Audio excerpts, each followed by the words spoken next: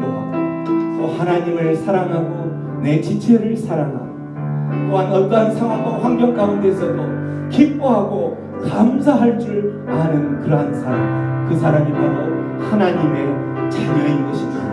하나님의 자녀는 기뻐해야 될 일이 있을 때만 기뻐하는 것이 아니고 감사해야 될 일이 있을 때만 감사하는 것이 아니라 찾아보면 참으로 기뻐하고 감사할 일이 너무나도 많은 것을 아시는 우리 하나님께서 우리에게 명령하시는 것이죠. 너희 속에 있는 모든 영혼들아 찬양할지어다, 기뻐할지어다, 감사할지어다, 위로할지어다, 사랑할지어다. 그 모든 것들이 하나님께서 주신 우리의 선물인 것을 우리가 기억하면서 우리는 그 많은 기뻐해야 될 것들, 감사해야 될 것들을 우리가 선물로 받고 이 땅 가운데 살아가고 있는 것이지. 그런데 그러한 선물들을 인식하지 못하고 깨닫지 못하고 지금 눈앞에 보이지 않는, 또 지금 눈앞에 다가오는 그러한 고난과 슬픔과 그러한 눈물과 아픔 때문에 힘들어하는 그 영혼들이 있다면 오늘 하나님께서 우리에게 말씀하시고 계시지요. 감사하라, 감사하라, 기뻐하라, 기뻐하라. 왜냐하면 내가 너희의 하나님이 되기 때문이라고 말씀하고 계십니다. 그 하나님만 있다면 우리가 어떤 상황과 환경 가운데서도 기뻐할 줄 아는 그러한 사람이 되어야 될 줄로 믿습니다. 기뻐하라 내 영혼아. 다시 한번 찬양하면서 하나님, 내가 기뻐하겠습니다. 복된 주일, 주님을 맞이하는 것을 기뻐하고 주님 앞에 예배할 수 있는 것을 기뻐하고 또 나에게 건강 주신 것을 기뻐하고 나의 지금의 상황들을 기뻐하겠습니다. 그런 믿음의 고백으로 다시 한번 주님 앞에 찬양하며 나갑니다. 기뻐하라, 기뻐하라 내 영혼아, 기뻐하라 내 영혼아, 기뻐하라 내 영혼아. 내 속에 있는 것들아 다 기뻐하라.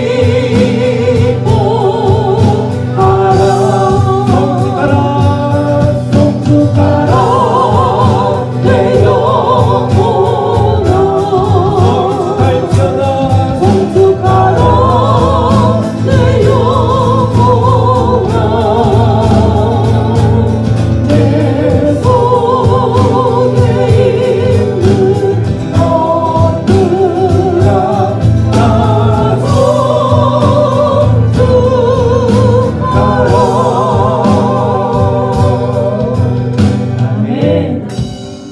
우리에게 기뻐할 상황들을 만들어 주실 것을 감사하면서 또 감사할 상황들을 만들어 주실 것을 감사하면서 하나님의 명령대로 내가 기뻐하며 감사하는 삶을 살겠습니다. 그러한 믿음의 결단으로 우리 하나님께 감사의 박수 올려드리겠습니다.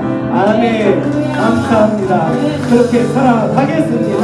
그러한 삶을 통하여서 하나님이 나의 하나님 되음으로 인하여 내가 기뻐하며 살겠습니다. 아멘. 그렇게 하며 살아가겠습니다.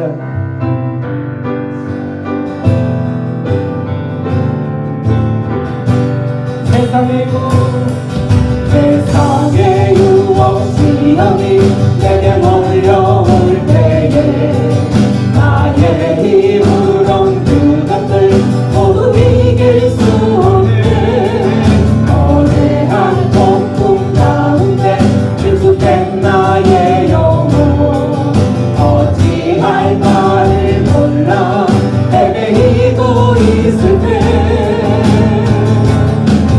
주는 사냥 손을 들고 자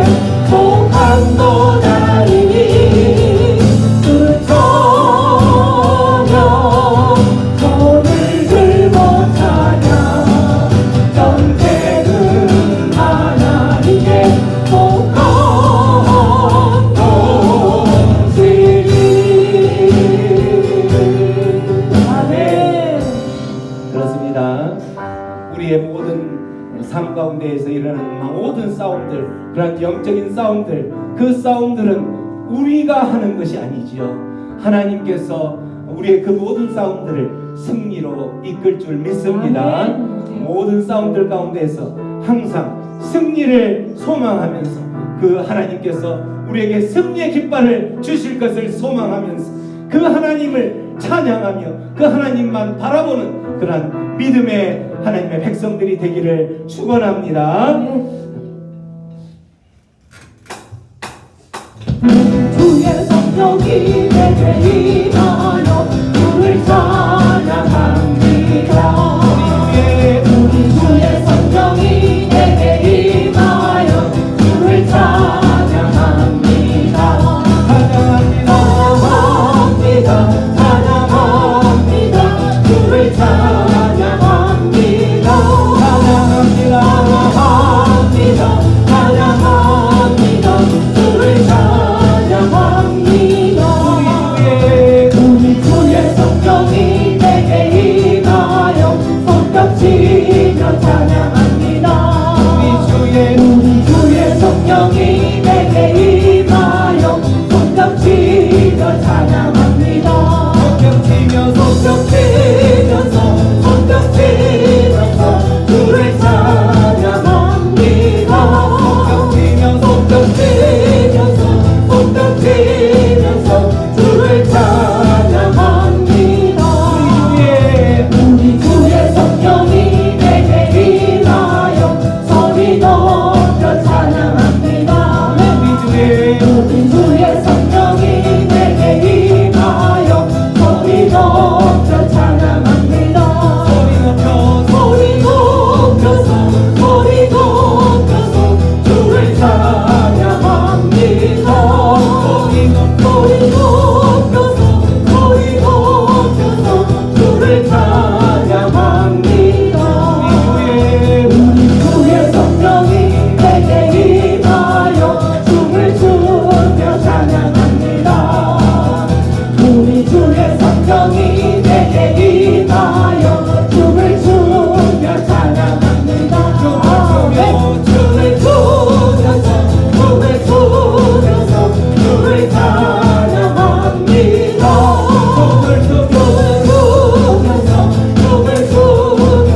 주를 찬양합니다. 우리 주의 성령이 내게 임하여 주를 찬양합니다. 우리 주의 성령이 내게 임하여 주를 찬양합니다. 찬양합니다. 주를 찬양합니다. 찬양합니다. 주를 찬양합니다. 여러분, 이 찬양을 하면서 정말 어깨가 들썩거려지고 춤을 추면서 소리 높여 주님을 찬양할 그때에 주의 성령님 이곳에 임하실 줄 믿습니다. 주님께서 약속하셨습니다. 나의 이름을 부르는 자 내가 그 귀에 귀를 기울여서 그들에게 다가가겠다라고 말씀하셨습니다. 오늘 이 밤에 이곳 가운데서 우리가 주님의 이름을 어깨를 들썩이면서 또 때로는 춤을 추면서 여러분 가운데 혹시라도 일어서서 춤을 추고 싶으신 분은 일어서 춤을 추셔도 좋습니다. 그렇게 춤을 추면서 하나님을 찬양하는 이곳에 주의 성령님이 오셔서 우리를 만지시고 만나실 줄로 믿습니다. 그 하나님을 만나는 그때에 우리의 인생은 끝나는 것이죠. 우리의 인생은 끝나는 것이에요. 하나님만 만난다면 우리의 인생은 끝나는 거예요. 그러나 우리가 하나님을 만나지 못하였기 때문에 이 땅 가운데서 힘이 들고 이 땅 가운데서 슬픔이 오고 기쁨이 없고 또한 하나님을 찬송하지 못하는 것이죠. 하나님만 만났다면 우리가 이 찬양을 하면서 어깨를 들썩이며 박수하면서 춤을 추면서 하나님을 찬양하게 될 줄로 믿습니다. 아멘. 아멘. 우리 주의 성령이 내게 임하여 주를 찬양합니다. 우리 주의 성령이 내게 임하여 주를 찬양합니다. 찬양합니다. 찬양합니다. 찬양합니다.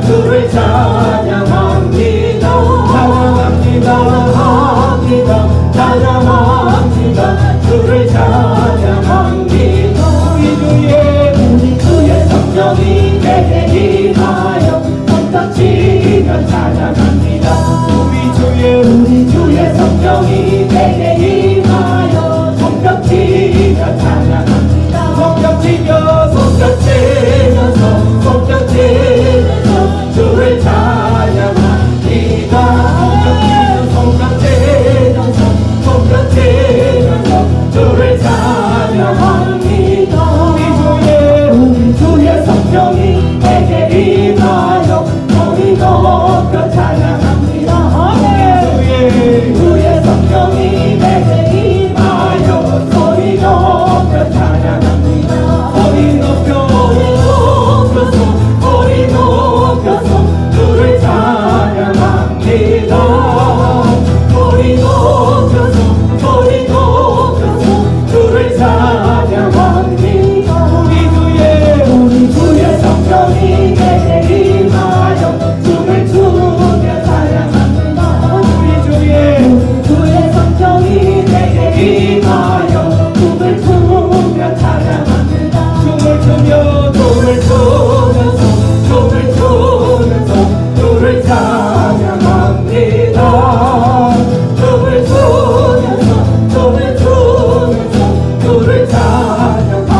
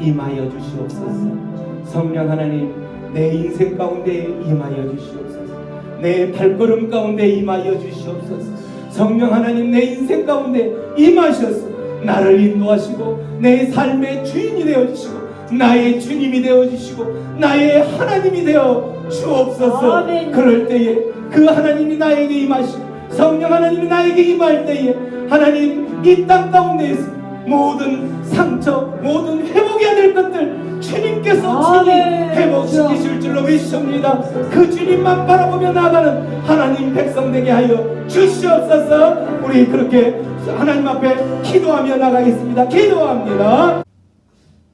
우리의 예배를 받으시는 성삼위 하나님, 오늘 우리의 예배가 성령 하나님의 영광스러운 은혜가 있는 예배가 되길 원합니다.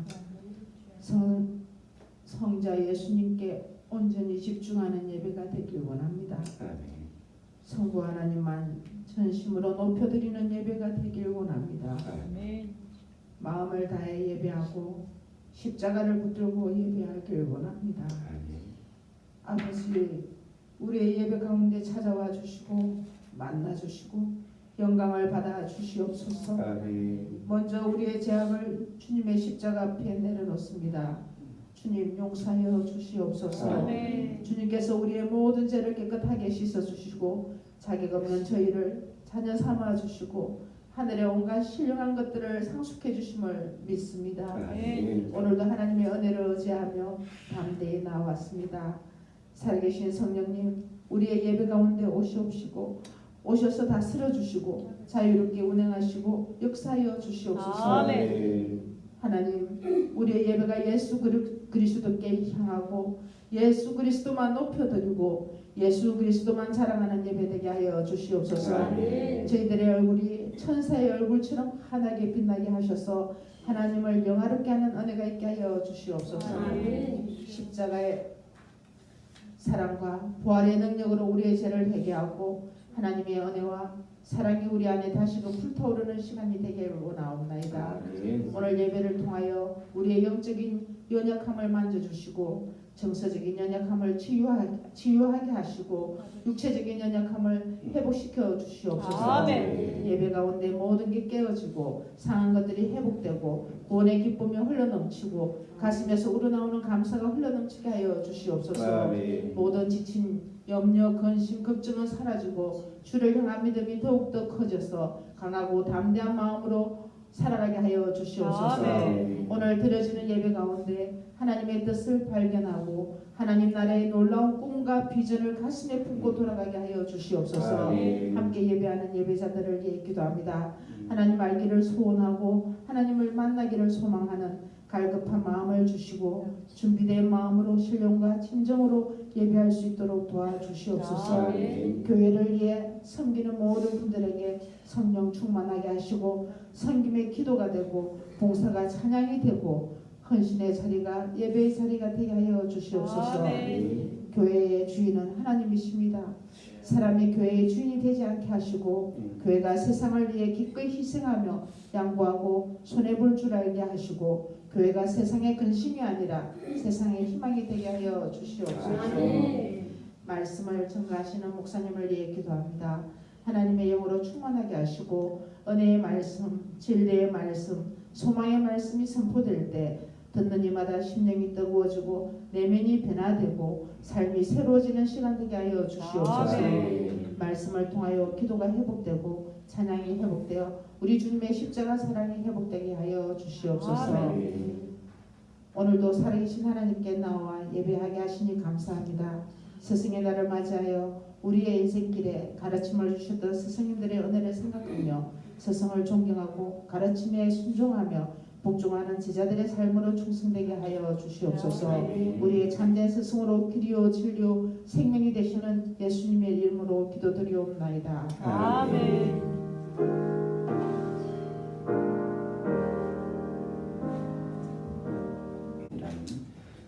주제로 베드로전서 2장 9절 말씀을 놓고 함께 하나님의 말씀에 은혜 말씀 앞으로 나아가겠습니다. 말씀 앞으로 나가기 전에 우리의 선포하는 시간을 갖습니다. 이제 다 외우셨죠? 이제 눈을 감고 하겠습니다. 모두가 다 애웠을 거라고 보고, 못 애우신 분은 눈을 뜨셔도 좋습니다. 주의 말씀은 내 인생의 빛입니다. 주의 말씀은 내 삶을 변화시킵니다. 주께서 말씀하신 대로 나는 하나님의 사랑받는 자녀입니다. 나는 축복의 통로입니다. 오늘도 주의 말씀에 마음의 문을 엽니다. 말씀하여 주옵소서. 듣고 깨닫고 말씀대로 살겠습니다. 아멘. 여러분, 이 선포의 말씀을 주일마다 와서 하는데 못 외웠다. 근데 또 주일에 왔는데 역시 또 못 외웠다. 그러면 어떻게 하면 외울 수 있을까요? 어떻게 하면 외울 수 있을까요? 주일 왔는데 또 못 외웠어요. 집에 가서 외우면 돼. 그러니까 못 외웠는데 어떻게 외워요? 아니, 매주 나왔는데도 못 외웠어요. 주중에 외울 수 있는 방법을 가르쳐 드리려고 하는 거예요. 수요 예배도 나와서 했는데 3일이면 우리 사람은 잊어버리잖아요. 못 외웠어요. 어떻게 하면 외울 수 있을까요? 여러분, 밴드에 가면 돼요. 밴드에 가면 예배 우리 모든 실황을 다 녹화했는데 밴드에 이 말씀이 똑같이 떠 있단 말이에요. 그러니까 여러분은 이제 못 외운 분들은 밴드를 들어가시기 바랍니다.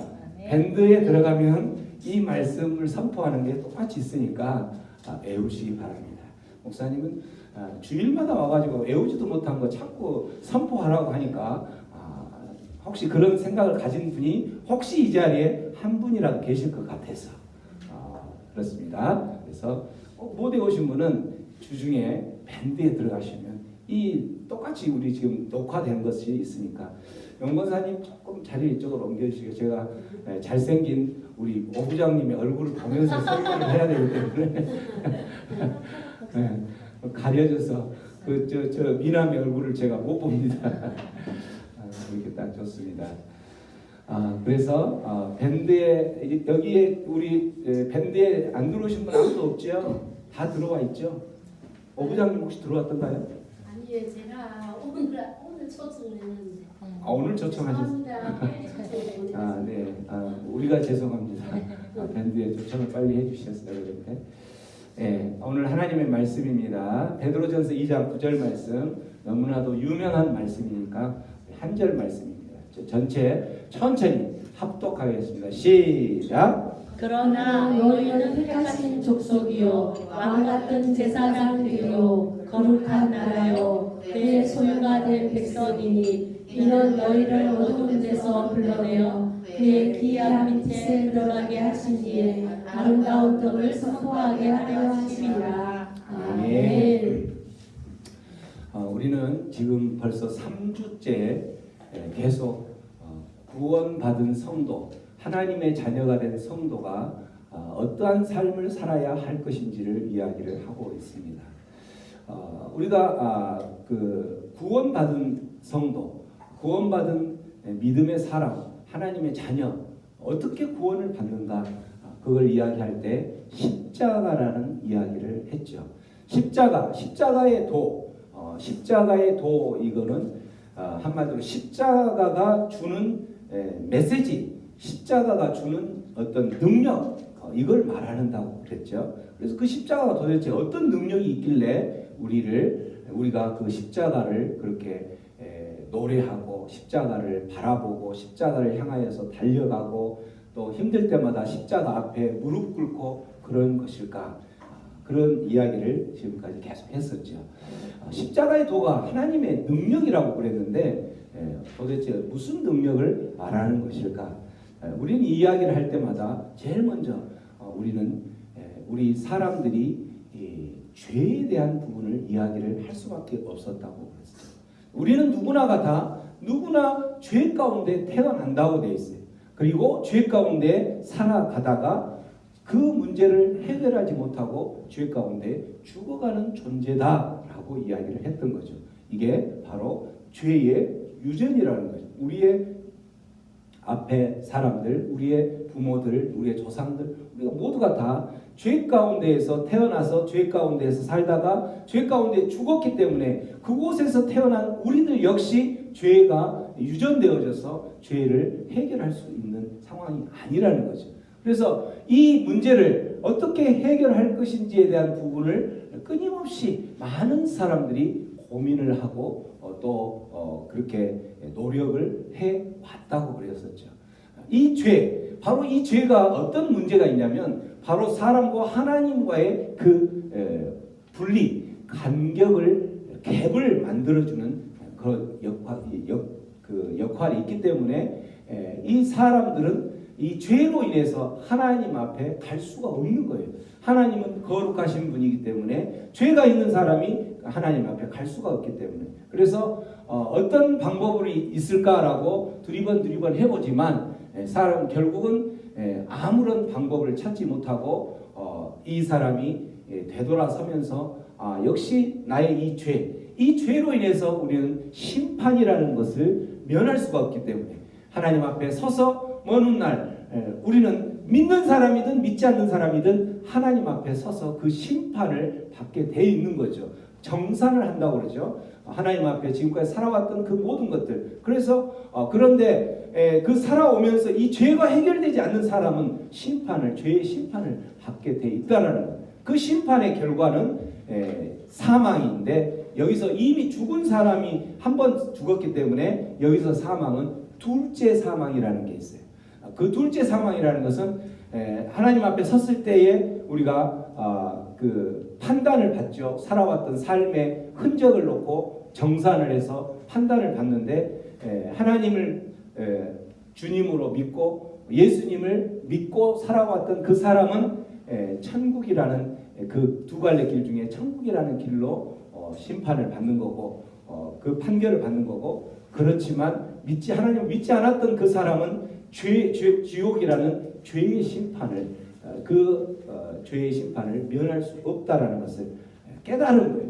이렇게 깨달은 상태에서 되돌아가다가 아니다, 내가 여기서 이렇게 무너질 수 없다 하면서 그가 다시 한번 시도하는 게 바로 뭐냐면 선행을 하면, 좋은 일을 하면 하나님 앞에 또 다가갈 수 있지 않을까? 이 죄의 문제, 사망의 문제, 심판의 문제를 해결할 수 있지 않을까? 아니면 어떤 종교적인 열심을 내면 그러지 않을까라고 그런 생각을 했다라는 거죠. 지난 시간에 이야기했던 것처럼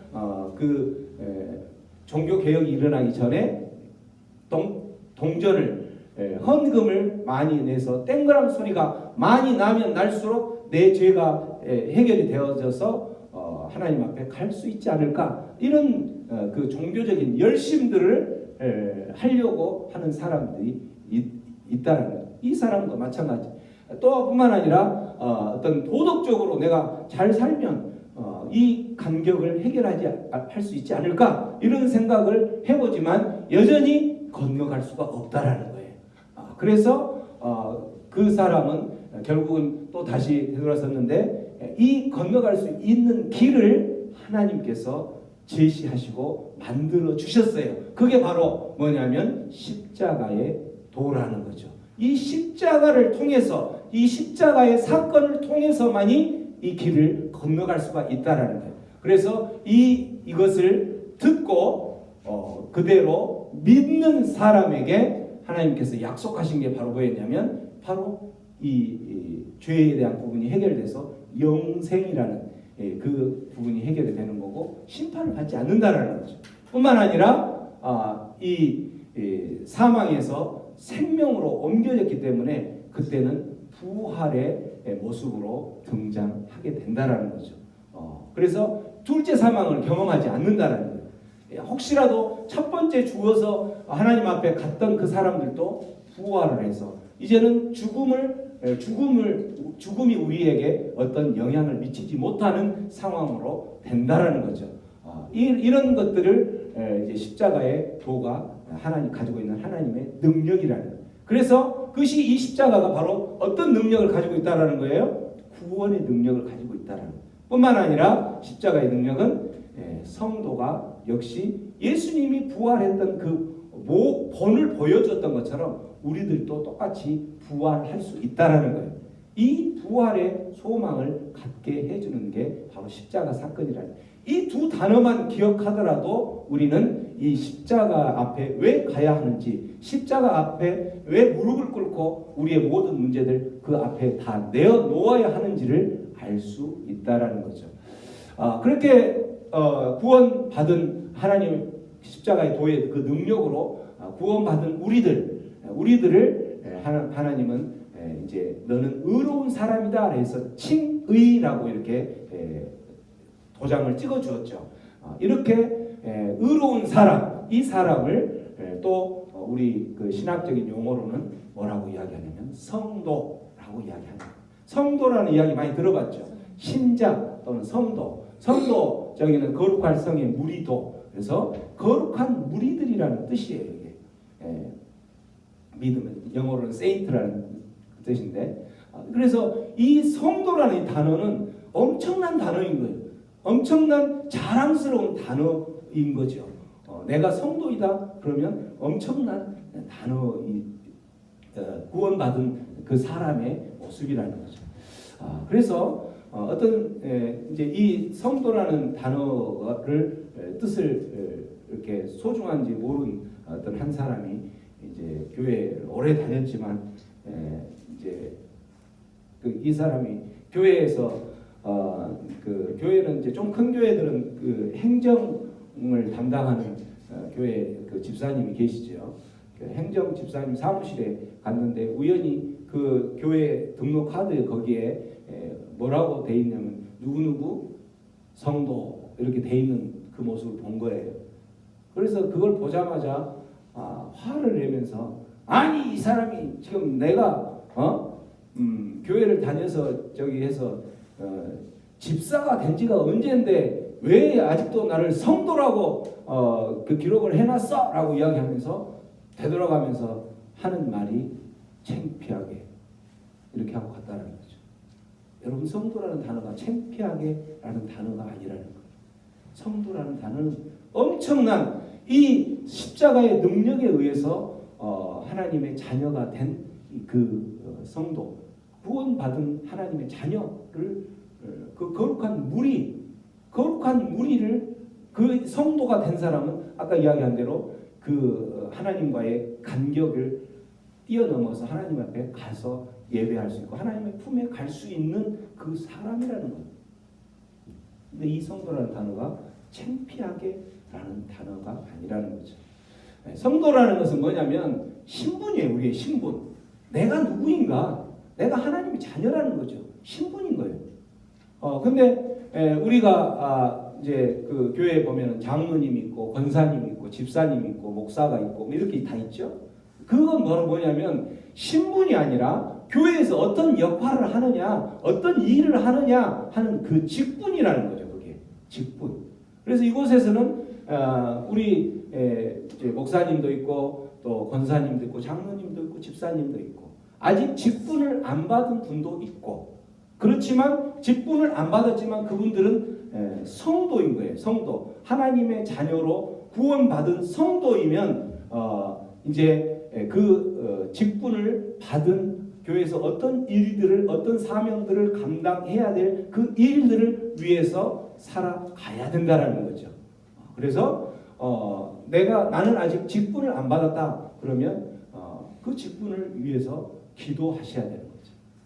우리는 이제 교회 내에는 질서라는 게 있기 때문에 그 직분을 아무나 이제 막 왔는데 갑자기 장로의 직분을 주거나 막 왔는데 권사의 직분을 주거나 그렇지 않는 거죠. 그 사람의 그 권사의 직분을 감당할 수 있을 정도가 되었을 때 믿음의 깊이나 믿음의 정도나 또 삶의 모습을 보면서 이분은 권사의 직분을 감당할 수 있으니까 라고 하면서 직분을 이 교회에서 세우는 거죠. 그렇기 때문에 그 직분을 받는다라는 것은 엄청난 사실은 부담감인 거예요. 그래서 내가 집사가 된 지 얼마나 됐는데 창피하게 성도라고 아직도 기록을 하고 있어. 이 사람은 그 직분을 감당하고 있는 사람이야, 아니면 못한 사람이야? 못한 사람이야. 직분이 어떤 것인지도 모르는 사람이라는 거죠. 이 성도라는 성도에게 직분을 주는 건데, 직분을 감당한 사람이었다면 그 성도라는 단어가 얼마나 소중한 단어인지를 모르는 거죠. 어쨌든 우리는 이러한 성도로, 거룩한 무리들이라는 게 하나님의 일을 감당하고 하나님의 나라를 위해서 내 삶을 한 몸을 바치기로 결단하며 그 삶을 살아가려고 노력하는 무리들, 이게 바로 성도라는 거죠. 그런 하나님의 일을 위해서 살아가는 그 사람에게 직분을 주는 거예요. 장로도 주고 권사도 주고 목사도 주고 이렇게 직분을 준다라는 거죠. 그래서 구원받은 자는 어떤 삶을 살아야 되겠어요? 그 세상 가운데서 구별되어져서 하나님의 나라의 일을 위해서 그 받은 직분대로, 자기가 받은 직분이 있을 거 아니에요? 그 직분대로 살아가는 거룩한 무리들이 바로 성도라는 거죠. 성도. 이 성도는 그런 삶을 살아가야 된다. 세상으로부터 구별되어져야 된다는 거죠. 근데 이렇게 성도가 되었음에도 불구하고, 하나님의 자녀가 되었음에도 불구하고 여전히 나는 세상과 구별되지 않고 세상에 있는 사람과 별반 다를 게 없이 살아간다? 그 사람은 성도가 아닌 거죠. 성도라면 분명하게 세상과 구별되어져서 살아가야 된다는 거죠.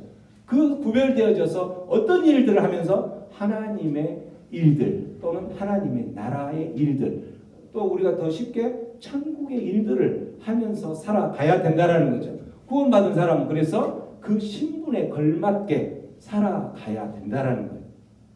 여러분 집사님 계시죠? 여러분 권사님 계시죠? 목사님 계시죠? 장로님 계시죠? 그 신분에, 성도라는 신분에 맞게, 또 그 믿음에 맞게 직분을 받았다면 그 직분에 맞게 살아가야 되는 거예요. 권사를 받았는데도 불구하고, 집사를 받았는데도 불구하고 그 신분이 권사를 받고 직분을 받은 이 이전의 모습과 이후의 모습이 아무런 변화가 없다. 그러면 그 사람은 그 신분에 맞게 살아가고 있지 않는 사람이라는 거죠. 세상과 어떻게 성도는 구별된 신분으로 살아갈 수 있을까? 세상과 어떤 신분으로 살아갈 수 있을까? 오늘 본문에 보면 그 네 가지의 중요한 신분을 우리에게 소개를 해주고 있죠. 성도가 어떤, 여기서 너희는 바로 성도를 말합니다. 저와 여러분들 같은 믿음의 사람들, 하나님의 나라, 하나님을 위해서 맡은 직분들을 감당하며 살아가는 그 무리들, 이를 바로 성도들이라는 거죠. 무리들에게 직분을 줬는데, 신분을 줬는데 그 네 가지 신분을 줬죠. 첫 번째 신분, 택하신 족속이다. 너희는 택하신 족속이다. 여기서 이 말은 엄청난 말인 거예요, 여러분. 택한 족속이다. 이 말은 우리가 지난주에도 이야기했다시피 택한 족속. 자, 여러분, 우리 그 칼빈의 5대 강령이라는 그 강령 튤립이라는 이걸 지난주에 설명하면서 우리 인간은 제일 첫 번째 완전히 타락했다. 타락했기 때문에 우리 인간의 힘과 능력으로는 구원받을 수 없는 거죠. 그래서 그 구원받을 수 없는 그런 상황 가운데에서 어떤 조건을 걸고 구원의 조건을 건다면 구원받을 수 있는 사람 아무도 없는 거죠. 그런데 하나님께서 무조건 조건을 걸지 않아요. 최소한 이 정도의 레벨에 오면 구원받은 하나님의 사람, 성도로 될 거야 라고 정해놓았다면 구원받을 수 있는 아무도 없죠. 근데 무조건 조건을 없게 한다라는 그 선택이 바로 예수 그리스도의 그 십자가의 사건에 의해서 철저한 하나님의 은혜로 우리가 성도가 된다라는 거죠.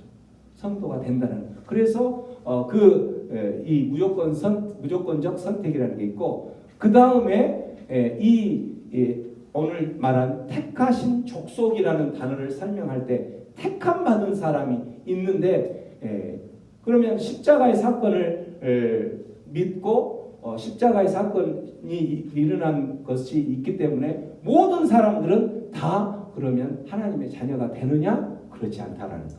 하나님의 자녀가 되는 데에는 제한이 되어 있다라는 거죠. 아무나 되는 게 아니에요. 그래서 이 사람은 하나님의 사람이 아니다. 하나님께서 택하신 사람이 아니다. 그러면 아무리 우리가 그 사람을 교회로 인도하려고 해도 그 사람은 오지 않는 거예요. 설령 어떤 협박과 어떤 뭔가에 의해서 왔을지라도 그 사람은 떠나버리는 거예요. 왜? 제한이 되어 있기 때문에. 하나님의 사람으로 택한 그 사람은 제한이 되어 있기 때문에. 그렇기 때문에 이곳에 와 있는 여러분들 얼마나 복된 자들이라는 것을 우리가 알 수 있는 거죠. 그런 신분이라는 거예요. 우리가 옆 사람 한번 봐보세요. 아, 저 사람을 하나님께서 택하셨구나. 이곳에 아무리 끌고 오려고 해도 오지 않는 사람은 모르긴 해도 택하지 않는 사람일지도 몰라요. 그러나 우리는 그걸 모르죠. 그렇기 때문에 우리는 어떻게든 끌고 오고 어떻게든 꼬드겨서라도, 이게 이제 선한 거짓말이죠. 꼬드겨서라도 데리고 와야 되는 거예요. 근데 데리고 왔는데 그 사람이 예를 들어서 하나님께서 택하신 그러한 영혼이 아니라면 어떤 이유를 대서든 어떤 상황과 환경을 들여서든 그 사람은 떠나게 돼 있다라는 거죠.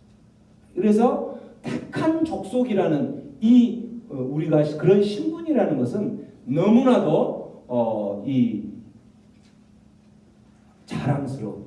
그래서 이 택한 족속을 바로 뭐라고 이야기하냐면 하나님께서 이스라엘을 택해 주셨던 것처럼 우리를 영적 이스라엘 이렇게 표현을 해요. 영적 이스라엘. 또는 하나님께서는 이스라엘을 택했는데 이스라엘이 하나님의 그 사랑과 철저한 은혜로 택함 받았음에도 불구하고 하나님을 거부하죠. 그래서 이스라엘을 그 거부한 이스라엘을 버리고 새 이스라엘을 만드셨어요. 그 새 이스라엘이 바로 성도 또는 새 이스라엘이 바로 교회라는 거예요. 그 새 이스라엘이 바로 우리 택하신 족속이라는 거죠. 그렇기 때문에 우리가 그러한 신분이라는 거예요. 이곳에 앉아있는 여러분들이 택하신 족속이라는, 하나님께서 점 찍었다는 거, 한마디로 점 찍었다면 좀 더 와닿는가요? 점 찍었어요. 너는 내 것이야 라고 점을 찍었어. 그렇기 때문에 하나님께서 한번 점을 찍고 하나님 손에 한번 붙잡혔다면 아무리 여러분들이 도망가려고 해도 못 도망가요. 이미 이곳에 하나님의 택한 족속으로 와 있는 여러분들. 그래서 여러분들이 신앙생활 하다가 때로는 꼴물견인 사람도 볼 것이고 때로는 정말 그곳에 가니까 정말 보기 싫은 사람도 있을 것이고, 그렇지만 그 사람 싫어서 저 사람 싫어서 교회에 안 가야지 하고 교회를 떠날지 모르지만 하나님이 택한 사람이라면 어떤 이유와 어떤 상황과 어떤 환경이 만들어져서 다시 올지 모르는 그런 상황으로 오게 돼 있다라는 거예요. 그래서 여러분 전도 이렇게 하고 또 막 이렇게 할 때에 에이 그래 한번 가줄게 그런 이야기 하지 마세요. 가줄게? 왜 가줘요? 하나님이 택한 사람이기 때문에 가주는 것이 아니라 하나님 앞에 오는 거죠. 그래서 우리는 그런 신분이라는 거예요. 여러분 그런 신분이라는 것을 기억하면 안 돼요. 그런 신분에 맞게 살아야 된다는 거예요. 또한 성도는 세상 사람들과 어떻게 구별된 거냐면 왕 같은 제사장이라는 거예요. 두 번째, 왕 같은 제사장. 여기서 왕 같은 제사장인 것은 두 가지로 해석할 수 있는데, 왕의 권위를 갖는 제사장, 왕의 그 위엄을 가진 제사장, 이렇게 해석할 수도 있고, 또 하나는 왕이면서 하나님의 일을 섬기는 제사장, 이렇게 해석을 할 수 있는 거예요. 둘 다 신학자들은 둘 다 해석을 옳게 보는 거죠. 그래서 왕 같은, 즉 우리가 왕 같은 왕의 위엄을 가진 또는 왕으로서의 하나님의 일을 섬기는 그러한 제사장의 역할을 감당하는 신분이라는 거예요. 여러분들이 어떤 직분을 아직 안 받았음에도 불구하고 성도는 이미 왕 같은 제사장이라는 거예요. 그래서 이 왕 같은 제사장은 어떠한 세상 가운데서 구별돼서 살아가야 되냐면 왕 같은 모습은 이 영적 지위를 그렇게 받았기 때문에 우리는 어느 누구 어느 무엇에 의해서도 이 종속되어지 영향을 받지 않고 종속되지 않는다. 오직 하나님, 성부 하나님, 성령 하나님, 예수님 이외에는 어떤 것도 우리를 주장할 수 없고 우리를 이렇게 다스릴 수 없는 그러한 존재라는 거죠. 우리가 그런 사람이라는 거죠. 그렇기 때문에 왕 같은, 그래서 왕으로서는 어떻게 해야 돼요? 왕은 세상을 다스리는 사람이죠. 왕은 다스리는 사람이에요. 그렇기 때문에 왕으로서 땅에 있는 것에 의해서 지배받지 않고 다스려야 된다는 거죠. 근데 성도라고 하면서도 세상 것에, 땅의 것에 지배받고 땅의 것에 끌려가고 세상 것에 그렇게 끌려간다면 그 사람은 성도의 그 삶으로 세상 사람들과 구별된 삶이 아니라는 거죠. 우리는 왕인데 왕으로서 당연히 그 세상 것들을 다스리고 오히려 지배하며 살아가야 되는 거죠. 여러분을 끌고 다니고 여러분을 다스리는 것이 무엇인가요? 여러분을 제일 많이 흔들고 다스리는 게 바로 무엇인가요? 만문이죠. 만문. 물질이에요. 물질. 여러분이 그 물질에 의해서 하나님께서는 분명히 여러분을 왕으로서 그 물질들을 다스리라고 지배하라고 그렇게 우리를 신분으로 만들어 주셨는데 지금도 성도라고 하면서도 하나님의 자녀라고 하면서도 그 십자가의 그 사건이라는 것을 통해서 하나님의 자녀가 되었음에도 불구하고 여전히 그 만몬에 다스리고 지배받고 살고 또 끌려다니고 산다면 그건 세상과 구별된 사람이 아니라는 거죠. 뿐만 아니라 제사장으로서 제사장은 그 땅의 것에 오염되지 않는 제사장은 땅의 것에 어떤 오염되지 않고 오히려 그 땅의 것들을 오염되어 있는 것들을 더 정결하게 만들어주는 그런 소금의 역할을 감당하는 사람이 제사장이죠. 그런 것처럼 성도가 왕 같은 제사장이다. 제사장이라면 세상 가운데 살아가고 우리가 발을 딛고 세상 가운데서 발을 딛고 살아가기 때문에 세상에서 살면서 이러한 오염이 될 수도 있고 오염된 사람을 만날 수도 있고 그렇게 되지만 두 가지 내가 그 세상 가운데 들어가서 오염되어서도 안 되고 제사장처럼 뿐만 아니라 혹시라도 오염이 되었다면 그 사람들을 다시 정결케 만들어주는 역할을 하는 게 제사장이라는 거예요. 그런데 성도임에도 불구하고 오히려 내가 세상을 더 우리 오늘 윤미숙 집사님이 기도하셨던 것처럼 세상이 나를 교회를 성도를 걱정하게 하는 그러한 삶을 산다면 세상과 구별된 삶이 아니라는 거죠. 오히려 세상 사람들이 교회를 걱정하고 성도를 걱정하고 교회 다니는 사람이 어쩌면 저럴 수 있지? 라고 하는 그런 일들을 한다면 그건 세상과 구별된 그런 삶이 아니라 성도는 분명히 왕 같은 제사장의 모습이 된다는 거죠. 뿐만 아니라 성도 왕 같은 제사장은 그의 어떤 신앙생활이나 이런 모습들, 기도하는 모습들, 이 모든 것들이 누구의 모습, 어떤 모습을 하냐면 중보자의 삶을 살아가는 제사장이 중보자의 삶을 살아가는 것처럼 나의 어떤 유익과 내 호주머니를 두툼하게 하기 위해서 하는 일보다는 오히려 하나님의 나라와 하나님의 그 일들을 위해서 간구하고 그 일들을 위해서 시간을 투자하고 에너지를 투자하는 사람이 오히려 이 왕 같은 제사장이라는 거죠. 이게 바로 중보자의 삶이라는 거예요.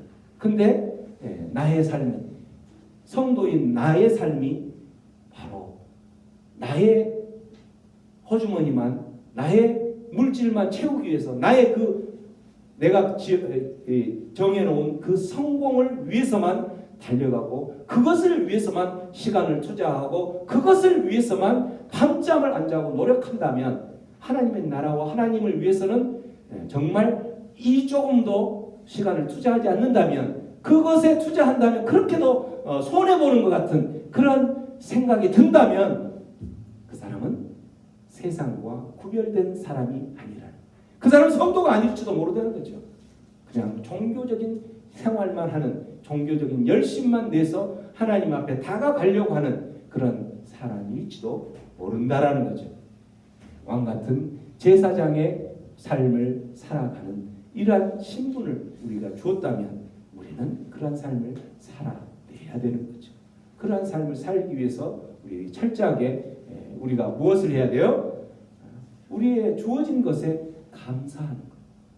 주어진 것에 감사하고 그것에 기쁨을 갖고 그곳 가운데서 감격하면서 자족하는 삶. 우리는 항상 불평하고 원망하고 또 힘들어하고 아픔이 있고 삶이 지치는 이유가 바로 뭘까요? 바로 나의 주어진 그 상황, 그 환경에서 조금 더 내가 더 업그레이드하기 위해서 그러는 거죠. 내 호주머니를 조금 더 채우기 위해서 그러는 거죠. 근데 하나님께서 지금의 그 상황 가운데에서 하나님께서 간섭하시고 하나님의 그 어떤 그 섭리, 하나님께서 가지고 계신 계획이 있다면 지금의 그 상황, 지금의 나에게 주어진 그것이 다일 수 있다라는 거죠. 그리고 만일에 더 주어질 것이 있다면 내가 하나님의 그 왕같은 제사장의 삶으로 살면서 하나님의 나라를 위해서 시간을 투자하고 에너지를 투자하고 할 때에 하나님께서 나에게 계획한 그 부족한 부분은 하나님께서 채워 주실 거라는 거죠.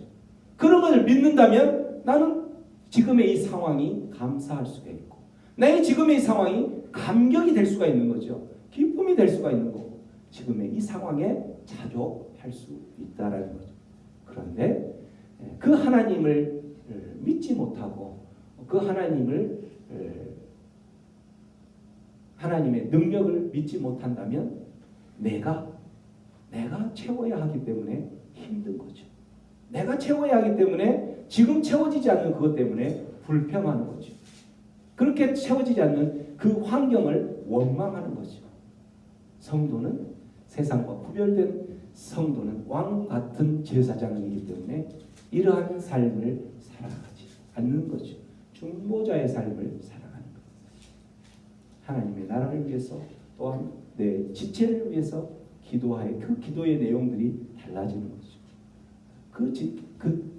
그 사람의 기도의 내용을 보면 이 사람은 중보자의 삶을 사는지 아니면 자기의 것을 채우기 위해서 살아가는지 알 수가 있는 거예요. 우리의 기도의 내용들이 달라져야 되는 거예요. 그래서 세상과 구별된 사람 성도는 중보자의 삶을 살아내는 것이 맞는 거죠. 세 번째 우리의 신분이 어떤 신분이냐면 거룩한 나라라고 되어 있어요. 거룩한 나라. 우리가 이 나라 이렇게 하면은 하나님께서 따로 구별한 거룩한 나라가 이스라엘이었죠.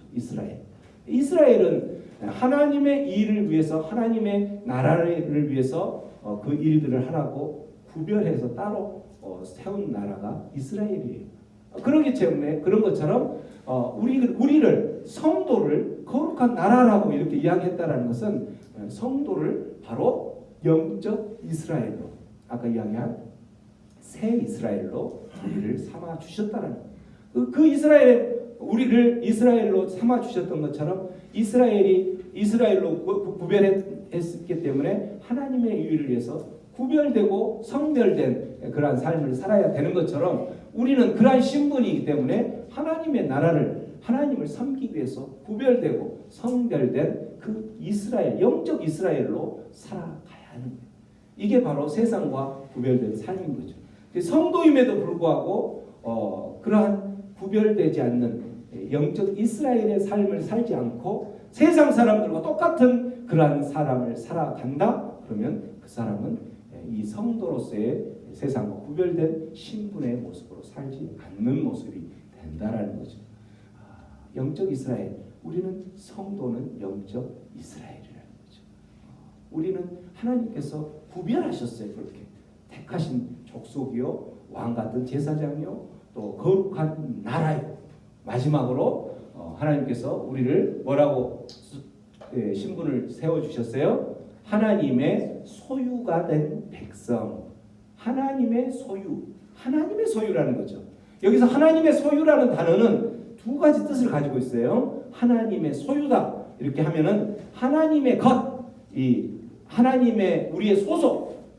당신은 어디 소속입니까? 나는 하나님의 소속입니다. 하나님의 것, 이 소속이라는. 그래서 하나님께서 나의 것이라는 획득, 이 획득이라는 뜻이 담아져 있고, 또한 하나님의 소유의 두 번째 뜻은 뭐냐면 나의 소유로 이렇게 삼으시고 나서 두 번째 뜻은 뭐냐면 그 소유로 삼고 나서 그대로 내버려 두는 것이 아니라 이 나의 소유, 나의 것이 된 이 사람을 지키고 보존하는 것 같이 하나님께서 이 소유의 뜻에 들어있다라는 거죠. 그렇기 때문에 내가 하나님의 소유가 된 백성이라는 신분을 가졌다면 그 뜻에는 바로 누가 개입하는 거냐면 하나님께서, 이미 하나님께서 내가 이렇게 내가 아까 택하신 족속에 그 점을 친 것처럼 이렇게 찜을 한 것처럼 내 것이라는 그 단어에는 내 것이라는 그 소속을 플러스 이것을 내 것으로서 계속 갈 수 있도록 지키고 보호하고 또 마지막까지 하나님의 백성이 될 수 있도록 끝까지 아까 그 칼빈의 5대 강령의 마지막에 성도의 견인, 그 견인처럼 견뎌내고 인내할 수 있도록 끝까지 간다라는 거죠. 이렇게 우리가 하나님의 그 소유가 된 백성의 신분을 가졌다는 거예요. 이런 소유가 된 백성인데 세상 사람들과 구별되게 살아가는다는 것이 어떤 사람이에요? 세상 사람들은 구별된 세상 사람들과 구별된 삶의 모습이라는 것은 내가 하나님의 소속되어 있고 하나님께서 나를 지키시고 보호할 것이라는 것을 믿는다면 그 하나님 믿고 오늘 하루를 살아가는 사람이 세상과 구별된 사람이 되는 거죠. 근데 내가 하나님의 소유가 된 백성임에도 불구하고 여전히 내가 해결하려고 하나님께서 해결해 주시고 지키시고 보호하신다라고 하셨음에도 불구하고 내가 해결하려고 내가 그 어떤 문제를 하려고 바둥바둥 하고 있다면 그 세상 사람들과 무슨 별다른 차이가 있겠느냐는 거죠. 구별된 모습이 아닌 거죠. 그래서 세상 사람들과 구별된 우리들은 이 성도가 하나님의 그 십자가 사건 대가 지불을 한 거죠. 이 대가 지불을 해서 획득한 그 신분인 거예요. 그래서 그 신분을 기억하며 살아가야 한다라는 거죠. 예수님께서 산상수훈에서 말씀에서도 그랬죠. 5장 13절 한번 큰 소리로 읽어봅니다. 시작. 너희는 세상의 소금이니 소금이 만일 그 맛을 잃으면 못으로 짜게 하며 후에는 아무 쓸데없어 다만 밖에 버려져 사람에게 밟힐 뿐이니라. 세상의 소금이라고 말씀하셨어요. 너희는 세상의 소금이다. 근데 그 맛을 만일 잃어버리면, 소금이 그 맛을 잃어버리면 이 맛이 어떤 맛이냐면 짠맛이겠죠. 아니면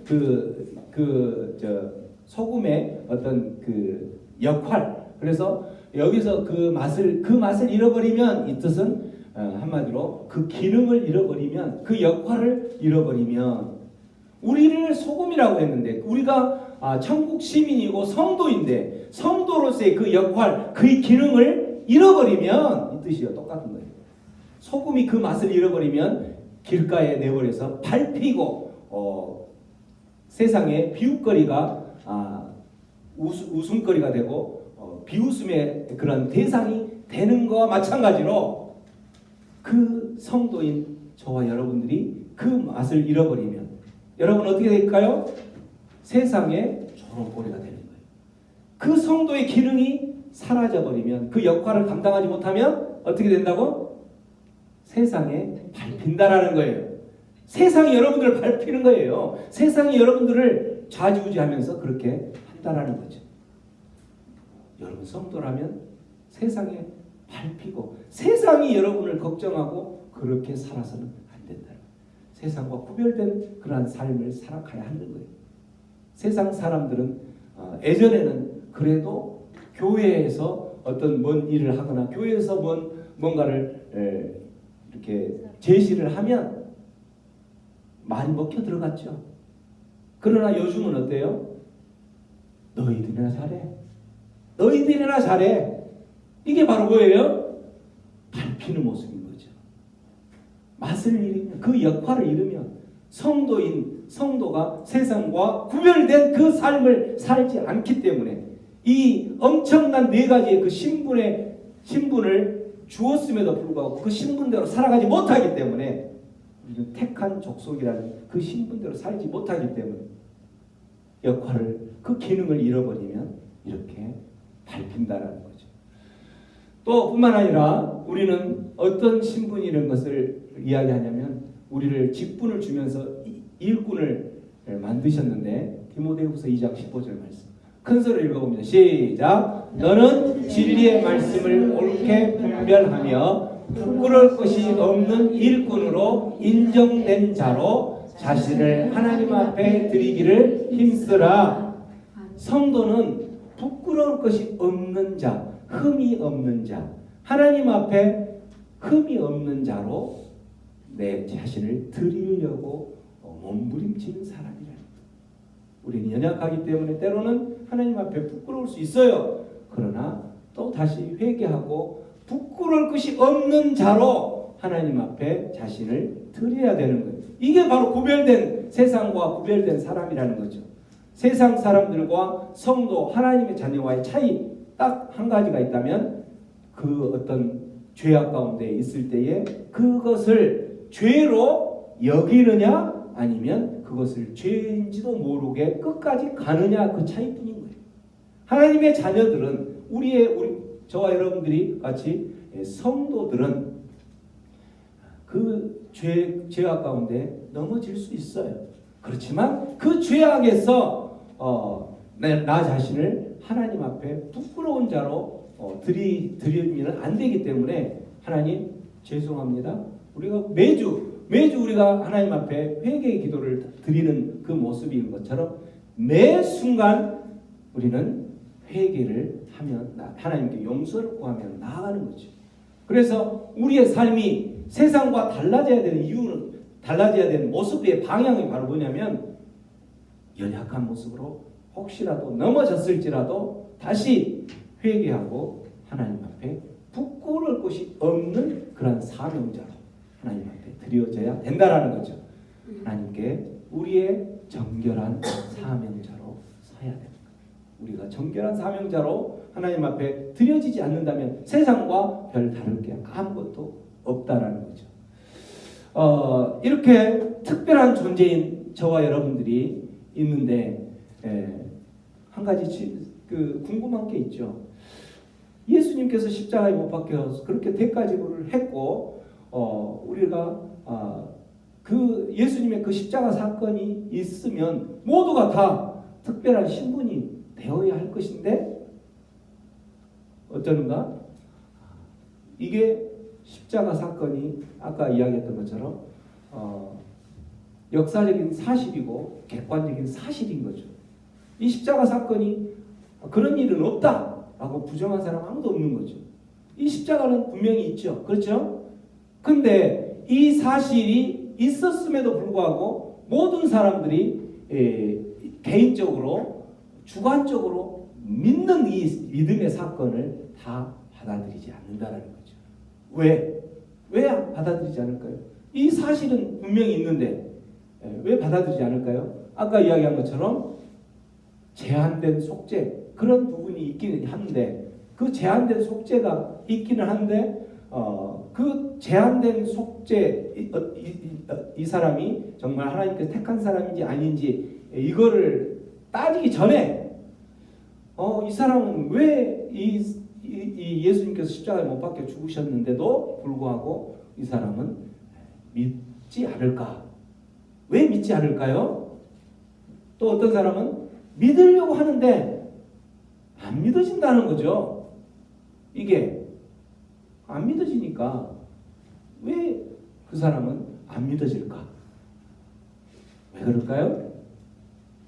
이 사건들은 이 역사적인 사실이 있음에도 불구하고 우리가 개인적으로 믿음의 사건으로 다가와지지 않고 믿어지지 않는 것은 우리 힘으로 되는 게 아니기 때문에 그것은 바로 거기에 누가 개입이 돼야 되는 거예요? 성령이 개입이 돼야 돼요.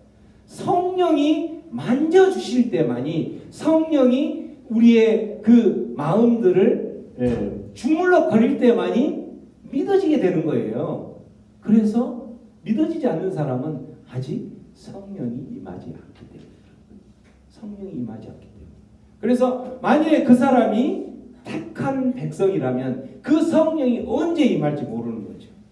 성령이 언제 임하는 거냐면 하나님의 시간대에 임하게 돼 있는 거예요. 그래서 어떤 사람은 아직 믿어지지 않는 사람이 설령 교회에 왔음에도 불구하고 아직 믿어지지 않는 사람은 택한 사람이라면 하나님께서 택한 사람이라면 그 성령이 임할 시기가 있는 거죠. 언제 임할지 모르죠. 어떨 때 예배 중에 임할 수도 있고 예배를 마치고 돌아가는 중에 임할 수도 있고 여러분이 예배를 위해서 준비하는 중에도 임할 수가 있고 찬양 중에도 임할 수가 있고 임할 수가 있는 거예요. 성령이. 그래서 우리는 이 성령이 임할 때에만이 이런 객관적인 역사적인 십자가의 사건이 우리의 개인적인 각 사람의 개인적인 주관적인 믿음으로 다가오는 거예요. 이거의 바로 성도 특별한 신분이 되는 사건이 되는 거죠. 이거를 사도 바울은 이거를 유대인들이 그때 유대인들이 구원받는 게 어떻게 구원받느냐라고 이야기할 때 율법을 지켜야지 구원받는다라고 하면서 율법, 율법으로만 받는다라고 이야기를 하니까 아니다 하면서 이걸 설명을 하면서 이거를 바로 뭐라고 이야기하냐면 믿음의 법으로 구원받는다라고 이야기를 했던 거예요. 이 믿음의 법으로 구원받는다. 이거를 바로 믿음의 법이라고 이야기를 하는 거죠. 이 믿음의 법이라는 이 단어는 그래서 로마서에 보면 믿음의 법이라는 단어가 나오는데 이 믿음의 법이라는 굉장히 어려운 단어죠. 어려운 단어인데 이게 바로 믿음의 법이라는 거예요. 우리들이 이런 그 사건으로 성령이 임할 때에 성령의 그 계획과 시간대에 우리가 임할 때에 그 믿음의 법으로 우리가 하나님의 자녀가 된다는 성도 특별한 그 신분을 갖게 된다는 거죠. 그 네 가지 신분 바로 뭐예요? 첫 번째 택하신 족속, 두 번째 왕 같은 제사장, 세 번째 거룩한 나라, 네 번째 하나님의 소유가 된 백성. 어떻게 네 개 중에 한 가지가 기억이 안 나신가요? 제가 한 이틀 전에 했나요? 일주일 전에 했나요? 10분 전에 했는데 네 가지. 여러분 이 네 가지를 기억을 하세요. 다음 주에 숙제입니다. 우리 네 가지 신분 암송하시기 바랍니다. 택하신 족속이요, 왕 같은 제사장이요, 거룩한 나라요, 하나님의 소유가 된 백성. 이렇게 피를 토하고 제가 이렇게 했는데 네 가지를 설명하기 위해서 이 네 가지 바로 이 믿음의 법까지 오기 위해서 피를 토하고 했는데 거기에 한 가지라도 기억해 주시면 감사하겠습니다. 네. 성령이 임할 때에 우리의 어떤 공로가 아니라 성령이 힘입었을 때 우리가 성도가 된 특별하게 이러한 성령에 힘입어서 특별한 신분 이 네 가지 신분이 된 사람은 어떻게 살아야 되겠어요? 어떻게? 하나님께서 구별된 세상과 구별된 사람처럼 하나님께서 오늘 본문에 말씀하셨죠. 자, 이 네 가지 신분을 줬는데 이는 이렇게 너희들에게 신분을 준 이유는 이 말이에요. 이는 너희를 한번 읽어봅니다. 이는 시작. 너희를 어두운 데서 불러내어 그의 기이한 빛에 들어가게 하신 이의 아름다운 덕을 선포하게 하려 하시니라. 무슨 말이에요? 여러분들을 특별한 신분 네 가지로 그렇게 주신 하나님의 이유가 있다, 목적이 있다라는 거죠. 그 목적이 바로 어떤 삶을 살게 하기 위해서 아름다운 덕을 선포하시는 예수님. 아름다운 덕. 누구의 아름다운 덕? 예수님 하나님. 너희를 어두운 데서 여러분들을 성도가 되고 하나님의 자녀가 되기 전에는 어두움의 자식들이었어요. 여러분들은 맞죠? 네. 죄의 모습에 사는 그걸 어둠의 자식들이라고 하죠. 어두운 데서 불러내어서 하나님의 기이한 빛에 예수님을 빛이요 그러한 빛에 들어가게 하신 이 누구예요? 바로 하나님 예수님. 그 예수님의 그 구원 사건, 여러분 우리가 그렇게 구원 받은 거죠. 구원 사건, 그걸 아름다운 덕이라고 표현하는 거죠. 그 덕을 선포하는 거예요. 이걸 전도한다라는 거죠. 바로 그게 바로 증인의 삶을 살아가는 하나님의 그 구원 사건을 전하는 삶, 이 증인의 삶. 여러분 그래서 모두가 다 어떤 사람이에요? 하나님의 자녀가 된 거는 여러분의 어떤 잘남이 아니라 여러분의 어떤 공로가 아니라 철저하게 하나님의 은혜로 된 것이기 때문에 여러분은 하나님께 빚진 자들인 거예요. 그래서 그 빚을 갚는 빚진 자의 삶을 살아야 가는 거예요. 그 빚을 갚는 삶이 바로 뭐라는 거예요? 전도하는 거예요. 전도. 그래서 우리 조마리 집사님이 제일 빚을 잘 갚고 계셔. 하나님의 빚을 제일 잘 갚고 계셔. 전도를 제일 많이 하시니까. 맞죠? 아멘. 아멘. 하나님께서 그 빚을 계속 탕감하고 있어요. 빚진 자의 삶을 살아가는 삶이 바로 성령을 받은 자가 성령으로 그 믿음의 법으로 특별한 신분, 네 가지 신분을 받은 우리는 그러한 삶을 살아가야 한다라는 거죠. 사도행전에 보면 성령이 너희에게 임하면 너희가 무엇을 받는다고 되어 있어요? 권능을 받는 거예요. 권능. 여기서 이 권능은 바로 뭐냐면 성령을 받으면 다이나마이트와 같은 그 폭발적인 전도의 힘이 생긴다라는 거예요. 권능이 바로 다이나마이트 같은 힘을 말합니다. 다이나마이트 같은 그런 힘을 받기 때문에 내가 예루살렘에 머물지 않고 온 유대와 사마리아에 머물지 않고 땅끝까지 온 열방을 향하여서 무엇이 되는 거예요? 증인의 삶을 살아가는 거예요. 빚 갚는 삶을 살아간다라는 거죠. 빚진 자의 삶을 살아간다라는 거죠. 여러분 빚 졌으면 빚 갚으셔야죠. 누구한테 빚 졌어요 여러분? 하나님께 빚 졌잖아요.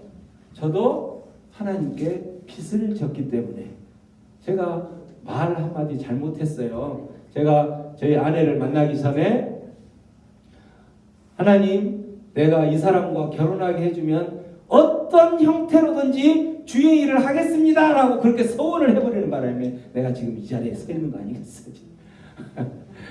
우스갯소리고 어쨌든 우리는 다 모두가 빚진 자예요. 빚진 자. 성도로서 특별한 그 신분, 네 가지 신분을 우리에게 씌워주셨어요. 그 옷을 입혀주셨어요. 우리를. 첫 번째 택하신 족속, 왕같은 제사장, 거룩한 나라, 하나님의 소유가 된 백성. 그래도 한 가지를 못 하시네, 여러분. 여러분, 자, 네 가지. 다음 주에 와서는 네 가지를 완벽하게 애울 줄로 믿습니다. 그러한 백성의 삶은 전도하는 삶, 빚진 자로서 전도하는 삶을 살았어. 하나님을 기쁘게 하고 하나님의 마음을 시원케 하는 우리 모두가 되기를 주님의 이름으로 축원합니다.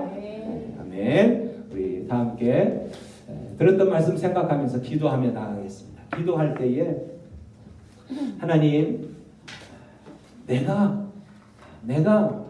참 하나님의 자녀가 되었다는 이 모습은 너무나도 영광스러운 모습이요, 축복된 모습이고 또 자랑스러운 모습인데 그러한 이 특별한 신분, 4가지 신분을 나에게 주셔서 하나님 그 목적이 열방을 향하여서